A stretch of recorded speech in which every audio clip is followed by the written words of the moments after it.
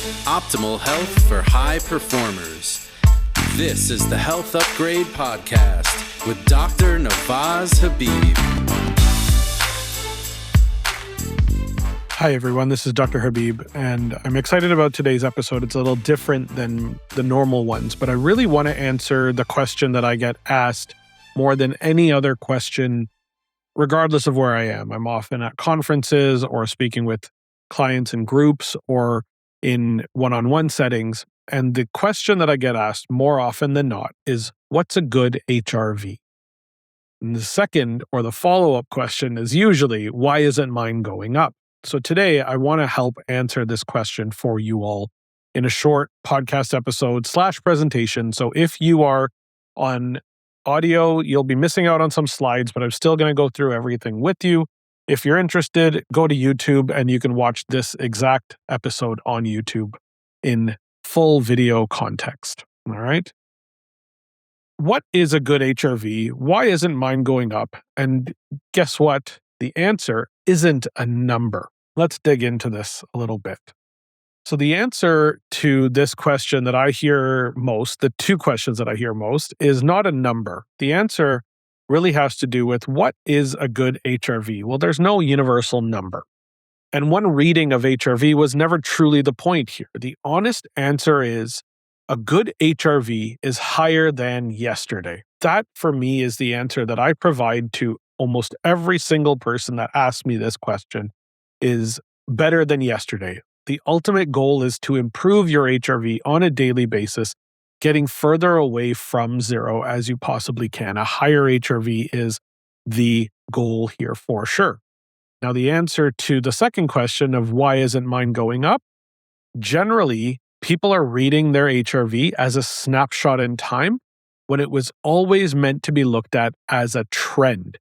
And we need to note this. This is really, really important.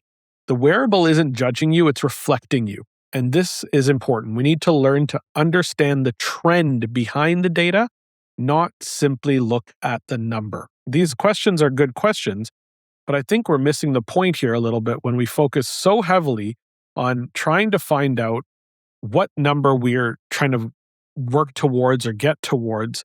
And I really want to help people understand that we can use wearable data in a really positive way, but it can become very overwhelming for a lot of people. And wearable data and trying to move your HRV up is really important for us all. But let's figure out how we can look at this data without becoming overwhelmed. For a lot of people, wearables overwhelm them. And there are 4 common traps, and this is why smart, caring people tend to fall into them. Number 1, wearables provide a lot of data, a lot of numbers, and for a lot of people, it's too many numbers. There's dozens of metrics that are measured every day, and most of them are not truly reflecting your nervous system state. It's not reflecting whether we're more parasympathetic, vaguely toned, or in a more sympathetic state. And yes, we can look at the daily stress markers and the step counts, and what's going on is what we're not identifying is how well are we flowing through the nervous system states and the flow and the autonomic flexibility that we want to gain from it. The problem that then occurs is when we look at these numbers and we see one that scares us, we go into a reactive panic, which is number 2. One low HRV night tends to turn us into a stress spiral, and it actually causes us to go into a sympathetic state, counterintuitive to what we were trying to create in the first place, of going into a state where we're more empowered and aware of what the data points are and what we want them to do and how we can address them in a positive way. When we become panicking and reactive around these data points, it pushes us into a sympathetic state, literally doing the exact opposite thing that you want it to do. So we really need to start to look at something important, which is the context. And that's the third trap here, is that most people, when they're doing this, miss the context. We tend to look at a single reading as a verdict, as something that's telling us that we are going downwards, not upwards. And we need to start treating that data as a trend. We need to look not at a single output number, but to understand what caused the number to go down on certain days and what caused the number to go up on other days. And for a lot of people, that's where the context is missed. The last one is device obsession. I have friends and I have colleagues that have numerous different devices. And when we get too obsessed with chasing the right wearable instead of learning to read the one that you already have, we become far more focused on the actual device and the data that it's providing rather than identifying exactly where the benefits can be found when we utilize these data points effectively.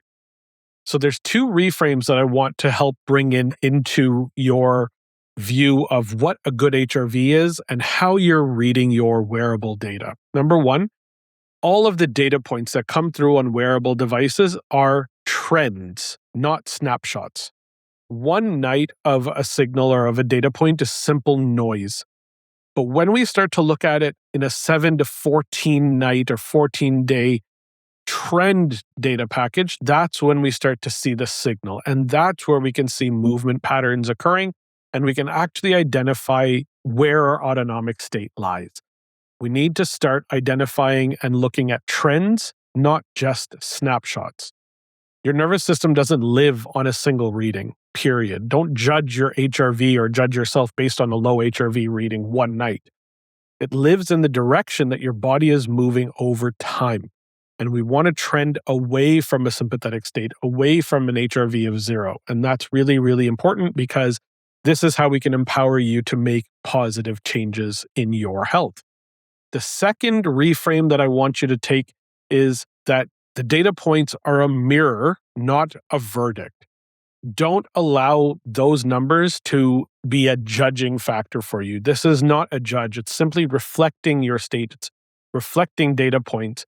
And a low or a bad score is simple information, not a failure. It's your body asking for care. It's trying to tell you that something is off and we need to make a shift. It is absolutely not permission for you to shame yourself or talk down about yourself. Do not allow that data to be a judge for you. So there's one shift that you can use tomorrow, and that is to understand that we can't compare our HRV between people or even on the same person between devices. Okay? A typical HRV, typical, not average, not any specific number that we're kind of looking for. In your 20s, typical is around 60 milliseconds at night, and it drops down to about 25 milliseconds typically by age 70. So there is a downward trend that will occur as we age. But the trend that matters is the 7 to 14 day trend that actually matters, because if we can maintain a higher level over time or move towards a higher average each night, then that actually is a trend towards longevity. It's a trend towards optimization. It's a trend towards really true health. And that's really important to note. And what this means is that as HRV naturally falls with age, but it swings in short bursts with sleep, dysregulated sleep more often than not, or regulated sleep, alcohol, and stress levels, and gut issues, and other psychological stressors that each of us may be under, we need to be able to look at all of these things contextually. A single good number for a stranger is actually truly meaningless for you. You have gone through your own experiences. You've gone through your own health challenges. You've gone through your own journey. Your number is different than the person beside you. Even if you have a twin, there's actually really great data points and research studies showing that twins can have very different levels of HRV. Twins that genetically are the same, that even experientially went through very similar things. And they also, based on simple data points, alcohol consumption, stress levels, experiences in their lives, have very different HRV data points. This is huge to understand. A good HRV number for a stranger is meaningless for you. Do not compare your HRV to somebody else. And do not compare between devices. These devices measure in different ways. If you're using an Oura Ring versus a Whoop Band versus an Apple Watch versus a Garmin versus any of these options that are out there, they're all going to come back with different data points. Never use these as a diagnostic tool. Use them as a trend data analysis piece. Compare your own 7 to 14 day trend, and that single shift will save you more anxiety than figuring out which device that you should be using. I'll say that one more time. Look at your own 7 to 14 day trend with the data points that I'm going to share with you on the next slide as the 5 top data points that you should be tracking and understanding so that you can create these positive shifts that ultimately are going to lead to your better health. The 5 numbers that you should definitely look at, and these are the 5 that for me reflect the nervous system state. Naming them is easy, but reading yours is going to be a skill that we're going to help you work towards getting better at ultimately. Number 1 is HRV, heart rate variability. That's definitely my number 1 data point that is telling us what our nervous system is doing. Are we more sympathetically driven, more sympathetically dominant, or more parasympathetically dominant? And that autonomic shift is really where HRV is constantly looking. The next one is going to be sleep score. And with sleep score, what we're trying to identify is 3 different things within there. Number 1, the duration of sleep. Number 2, the stages of sleep. And 3, the efficiency of sleep. Those 3 pieces are very important in helping you understand how well you are recovering, because when we sleep is when we recover. And that is where the sleep optimization really comes into play with overall optimization. Number 3 is your resilience score. And each device is going to have a different name for this, but ultimately it comes down to your capacity that you currently have versus the cumulative load of stress that you are currently under. How quickly are you able to bounce back when stressors build up? As the stress goes up, can you come back from it pretty quickly? And that is what resilience for me is, as important as it is. The 4th is your daily activity levels, your movement, your steps, and your overall regulation. How consistent you can be in getting a good amount of activity on a daily basis, because movement is life. And if we're moving effectively, we are living effectively. And for me, that is very important to understand. I think for everybody who's trying to optimize their HRV points and their recovery. And number 5 is your recovery index. And your recovery index, again, named differently between different devices, but it's the real question that it's answering is how quickly is your heart rate dropping when you get into a sleep state? How quickly after you fall asleep do you enter the lowest heart rate area? And how long does it stay in a low heart rate? Because the lower the heart rate, the more vagus nerve activity you have, the quicker you are capable of recovering from the stressors of the previous day. So these 5 markers are the ones that I am blaring from the top of the mountain to say these are the ones that you really need to pay attention to. They are HRV, heart rate variability, your sleep score, resilience, daily activity, and your recovery index. Everything else in your app, to me, can be thought of as supporting cast, not something to be thrown aside, but rather it's supporting these 5 data points that are telling you what your nervous system is up to and how to improve your HRV. And this will give us real context on what to do with this data. I have 3 rules that I want you to take with you when you read your data so that you don't spiral out of control. Number 1, trend over snapshot. Never react to a single reading. Make sure you're looking back at 7 to 14 day directional trends and look at good trends and tolerate bad days. Good trends tolerate bad days. So if you're moving upwards and you have one down day, continue moving upwards. Go back into that good trend pattern. And you will identify that this trend can overcome or tolerate these bad days. Number 2 is that we have to look at context over the number. Always ask what's happening around us. Are we dealing with sleep challenges? Is there alcohol consumption, illness, stress? What's going on with your cycle, hormones, time zones? Are you traveling? Context tends to explain most of these bad, quote unquote, bad data points or these bad days. We need to look at the context because travel is going to affect you and alcohol is going to affect you and where you are on your cycle is going to affect you. And all of these things are going to play a huge role. Even how late you eat at night is a huge factor in determining context when it comes down to these bad data points, quote unquote bad. Number 3, compassion over critique. Compassion over critique. The data here is a mirror, not a verdict. So if a number surprises you, get curious. Don't become ashamed of that data point. Don't allow this to be the thing that knocks you down and doesn't allow you to get to that next level of optimal health. Be compassionate, hold space for yourself, take that data in, understand the context behind it, understand the trends that are being affected here, and work to create a shift in your habits and your lifestyle so that you can create real positive change when it comes to trying to increase that HRV number, because that is the ultimate goal. And because of this, because of all of this important information, I've decided that I'm going to be running a free live interactive workshop led by me, and I will have my Health Upgraded team there with me to help run this interactive workshop. We're doing this live on Tuesday, August 25th, 2026 at 7:30 p.m. Eastern Time, and it will be in my Circle community. There is a link to RSVP and register. You can find the link in the description or the show notes below. If you're interested in attending, this is going to be a free interactive. Yes, I said interactive. We will be bringing in your data points.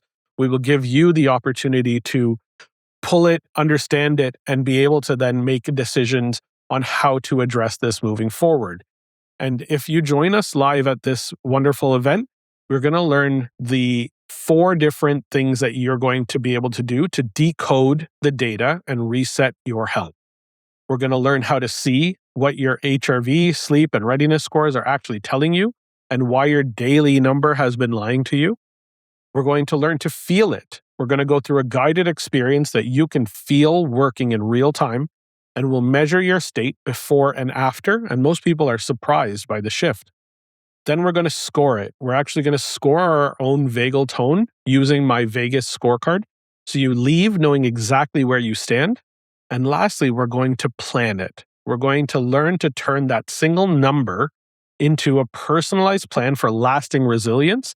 And this is a skill that separates those who guess and those who measure to create success. Are you guessing, or are you learning to measure it properly so that you can truly create success? I hope that you've got a lot of information out of this. I think this has been a fun episode for me to do, a nice short one, but one that is of very high value for a lot of people. Look at those 5 data points. Look at where your body is telling you that it needs help, and look at the trends and understand that trends are far more important than these single data points. Don't allow it to be a judged number. Don't judge yourself. It's not a verdict. It's not telling you that you're dying because your HRV is a little low today. We want to really focus on optimizing the trend, getting the HRV up over time, getting the sleep scores up, and doing the things in our lives that help us reach that goal of longevity. Let's learn to use wearable data points as the tool they were intended to be. I hope this has been really helpful for you. I hope you got something from this, and I really hope that you can join us live for this interactive workshop called Decode and Reset on August 25th at 7:30 p.m. Click the link below in the description or in the show notes.